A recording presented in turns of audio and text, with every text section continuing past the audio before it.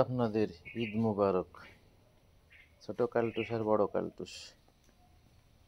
আমার বড় কালটুসের শরীরটা খারাপ হয়েছিল, আপাতত আস্তে আস্তে ঠিক হচ্ছে। অতিরিক্ত খাওয়ার কারণে গ্যাস ফর্ম করছিল।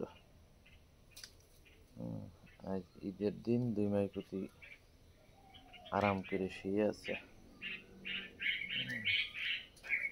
সে 3 দিন কোনো কিছু খায়নি। কাল থেকে একটু একটু খাওয়া শুরু করেছে। আপনারা আমার কালটুসির জন্য দোয়া করবেন, যেন তাড়াতাড়ি সুস্থ হয়ে যায়। এই বড় কালটুস, গোসল দিবা? শরীরটা খারাপ বলে গোসল করাইনি আজকে। শরীরটা ঠিক হয়ে গেলে এই দেখেন বড় কালটুস আরামের ভিতরে একদম চিত হয়ে যাচ্ছে।